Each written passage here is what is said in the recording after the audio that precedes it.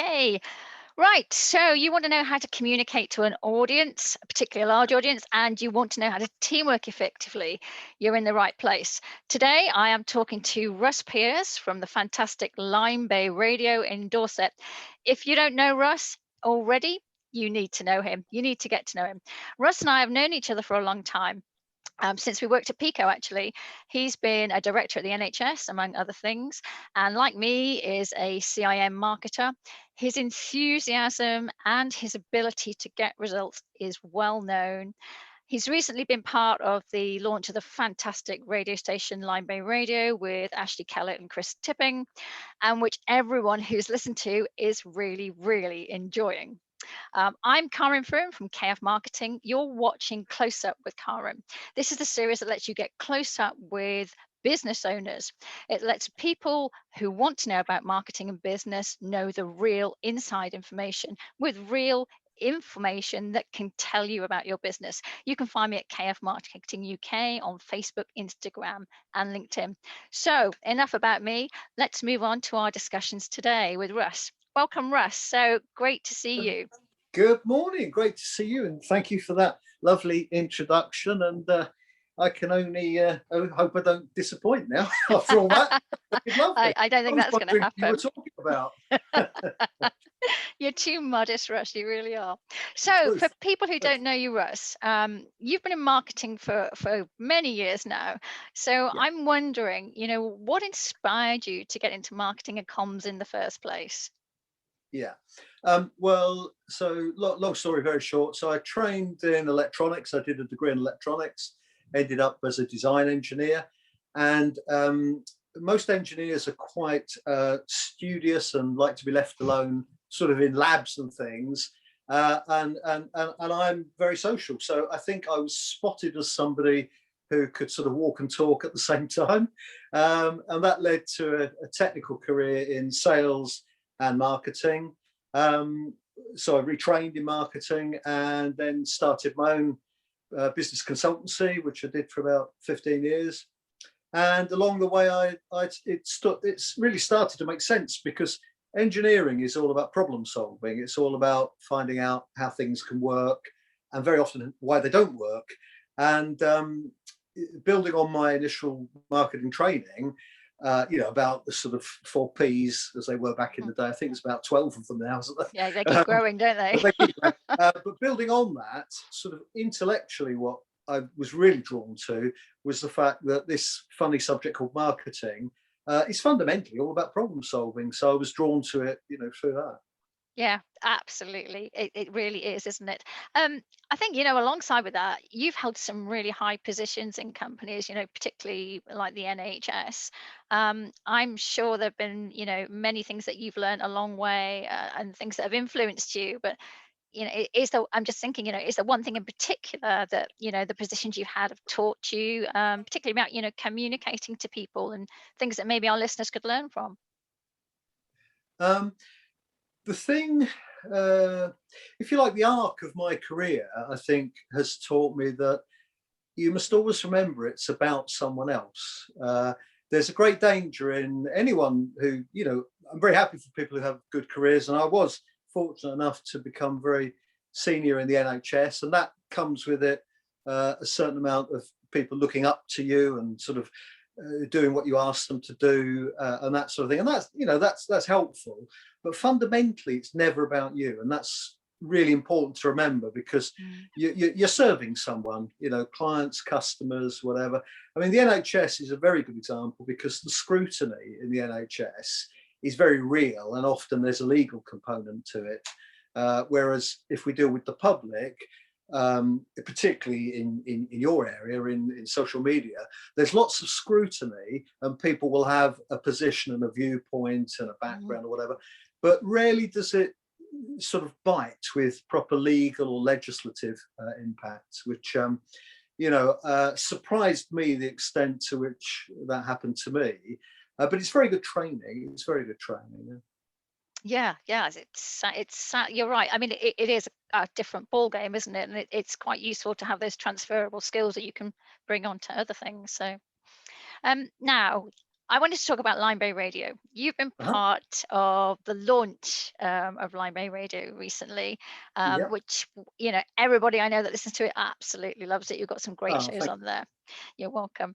Now, some people, like I might not know your background's electronics, like you said. And I was just wondering, as well as helping you with marketing, how has that actually helped with the radio station? Obviously, radio electronics, I can kind of see how those go together, but, has that helped at all? Well, if I'm completely honest, it has, because I think people expect me to know things, which sometimes I do, but quite often I don't. I mean, I studied electronics back in the 80s. I know I only look about 23, but it was a long time ago now. And life has moved on. So, but I come back to the first thing we talked about. Really, what an engineering background has given me is an almost incurable appetite for understanding stuff. And certainly the radio. I mean, I've had to learn about software. I've had to learn about broadcast. I've had to learn about, I record my own shows, even things like that, how one modulates the voice or uses microphones. So I've had to learn that. So I suppose having a background in electronics is helpful, but of itself, I'm not an expert, I must say. I'm really not. I've had to learn it like everyone else. So. Yeah, sure. Brilliant. Yeah, another thing that, you're obviously very, very good at is many people I talk to, particularly some of my clients, they struggle with this all the time. Is how do I grow an audience? That's something that you've gone through in, lots of positions you have, but particularly I'm imagining at the radio station. So you've kind of gone from having no audience to having to grow a really big audience. So how have you done that? Have you got any secrets you can share with us? Probably not with you, but perhaps with some of your audience. I mean, and again, I apologise if this sounds a little bit sort of theoretical, but sort of bear with me. There is a huge difference between marketing and sales and promotion. And if anybody needs an expansion on that, speak to Karin separately. But the thing about marketing, it's as much about measuring and detecting what's going on around you as it is about responding to that. Lots of so-called marketeers are very interested in promotion, advertising, outward communication, but they're less sort of taken by the litmus test, finding out what people want and think and do. And certainly the radio station is a great example, to come back to your question, because we had to start with something. We had to have a product as quickly as possible. We had several presenters who really just got going. I said, well, I quite like a bit of soul music. I'll do a soul music program. Someone else said, well, I like heavy rock. I'll do heavy rock. And it was literally, we started. And then the guys who really run the station have spent a lot of time, doing that litmus testing. Well, which shows are growing, which are stagnant, which are doing well. So as time has gone on, I think this is proper marketing, where we're keying what our audience really value with what we're trying to offer. And that for me is an important lesson, particularly for small businesses. If you're interested in something and you love it and have a passion, for goodness sake, share it. Yeah. But try to be a little bit detached if not everybody immediately shares your passion. It's unusual if they do. Such a good point. Really, really great point, that, because I find quite often, like you said, people are so focused on the product and pushing the product out. They don't actually look at the response, and quite often they'll push out things that maybe the audience doesn't want to hear because they haven't done the audience research. And really, really important point. Yeah, it's critical. I mean, before the NHS, I had a consultancy for about 12, 15 years. And at one point we bought a design company. And again, there's an example there, because I can remember it came with a number of staff. And I can remember our art director, who became a very good friend of mine. Now, obviously, he dealt in visual communication, but he used to say to me, the most important thing is that the audience gets it. It's really helpful if the client gets it, but that's not essential. And that's a really difficult lesson. I mean, back in the day, before we had even Macs, sorry for those of you who are sort of under the age of 100 now, but if you produced a brochure in the 90s in the studio, it was probably 2 or 3 weeks work. And if you showed it to a client and they didn't like it, then they were slightly tempered by the fact it was going to cost them a lot more money to change it. So they trusted the professionals. Nowadays with Macs, I think we've slightly lost that, because anybody who has access to a bit of software suddenly thinks they can become an expert. And often they can become expert in the tools, but it takes a long time to become expert in what's underlying in how it is. It's a bit like me in golf. I mean, over the years, I've had every golf club known to man. I've had lessons. Can I hit a golf ball? No, I can't hit a golf ball. I still can't do it, but I've tried. Yeah, that's a good point.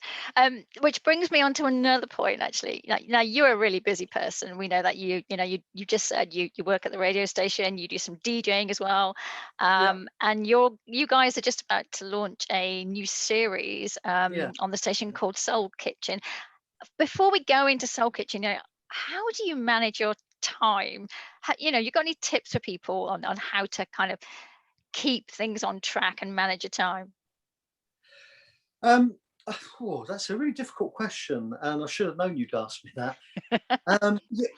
It's one of those things where you're almost better talking to the people around me, really. So, for example, I'm a big fan of LinkedIn, and the reason I like that is because if you read the reviews and recommendations, you get a sense of what third parties think somebody's good at. So to come back to your question, if you said to me, how do you manage your time? Are you good at it? I would instinctively, I would say, well, I'm not sure I am very good at it. But people who know me would probably talk more about the amount of energy and focus I throw into something that I become, intrigued or even obsessed by.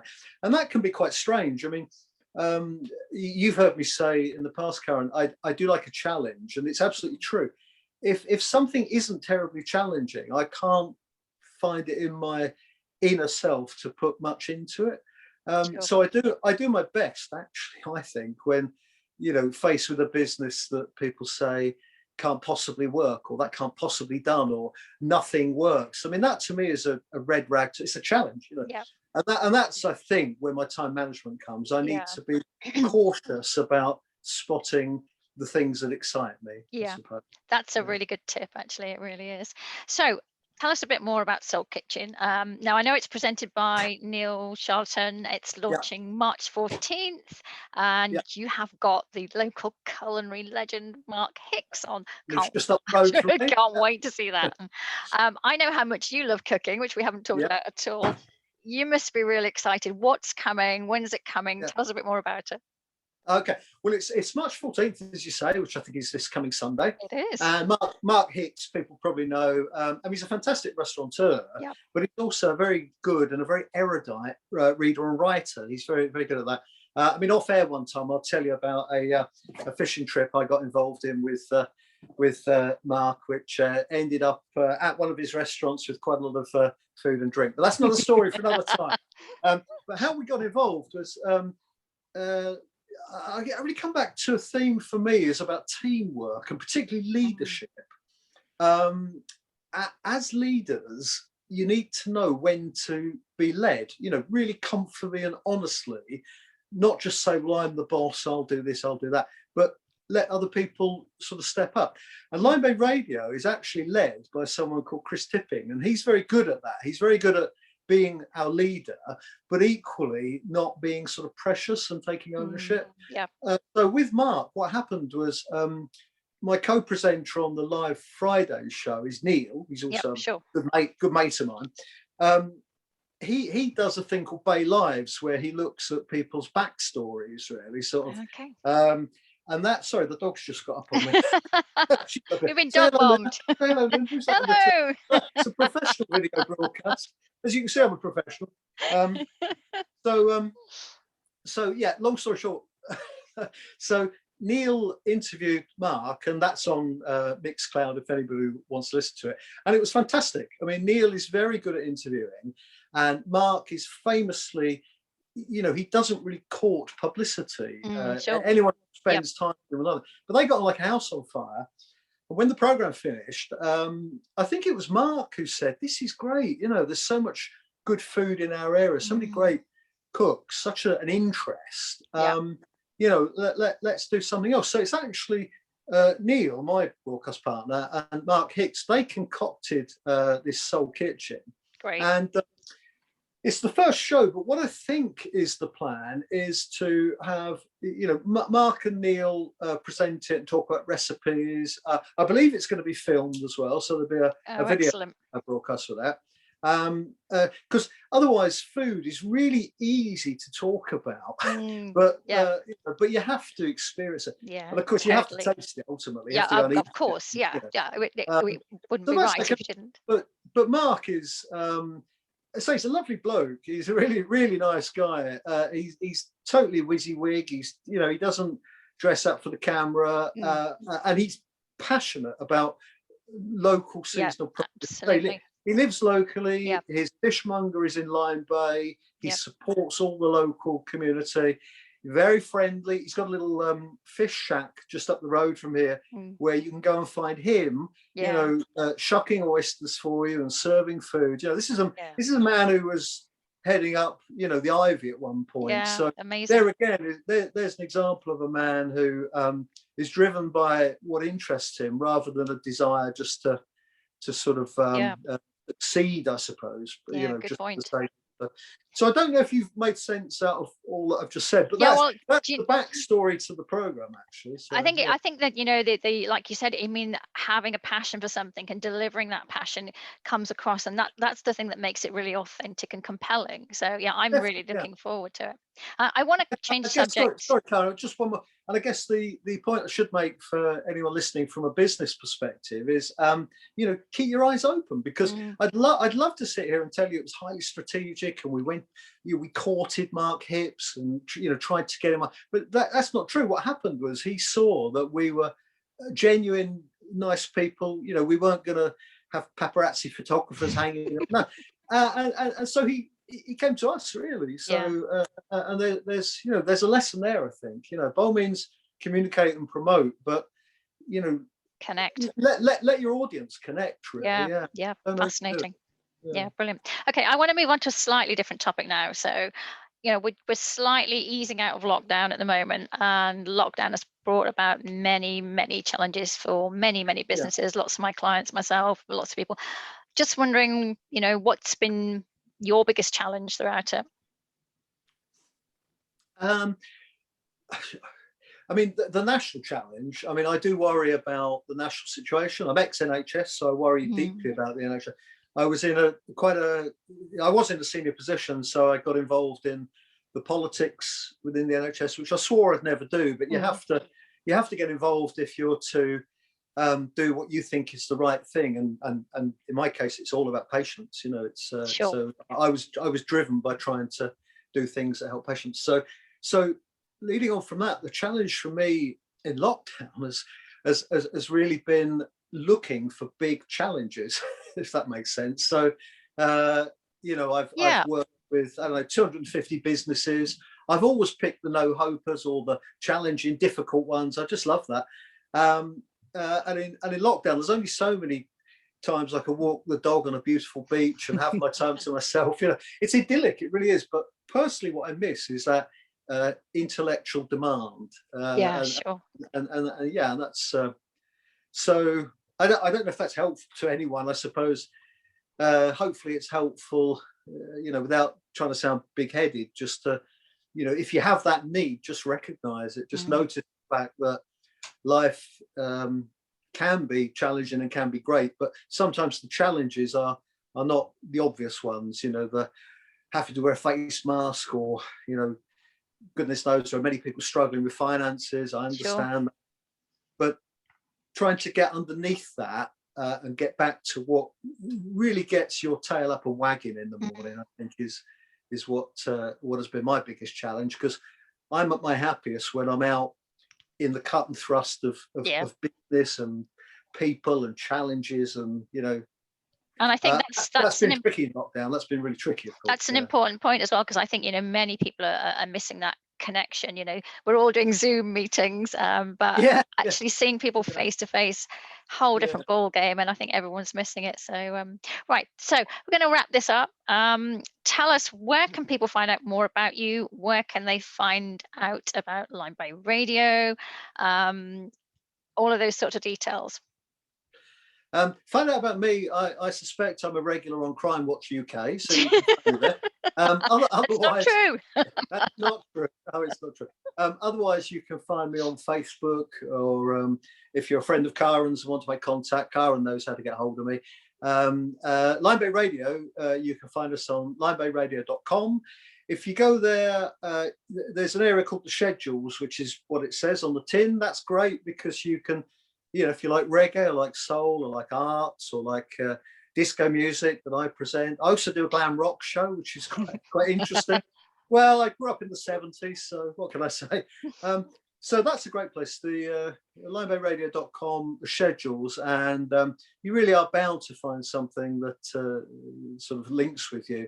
And of course, if you listen to the show, what you'll hear is an awful lot of local connections. So if Sure. people are anywhere from sort of Star Point to Portland, you'll find us interviewing someone or talking to someone or talking about a business or Brilliant. The last thing to say about Lyme Bay Radio is it's a community radio, so the station is always open. If people listening to your program have an idea about radio, want to do something, get in touch with the station, get in touch with Chris Tippin at Lyme Bay Radio, or get in touch with me through Karin.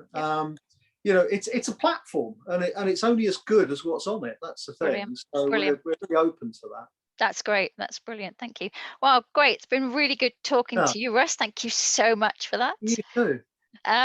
Okay, so that's the end of this one today. This has been CloseUp with Karin. It's the business series for people who want to know about marketing and gives you the real insights for your business. You can find me at KF Marketing UK on Facebook, Instagram, and LinkedIn. I run KF Marketing.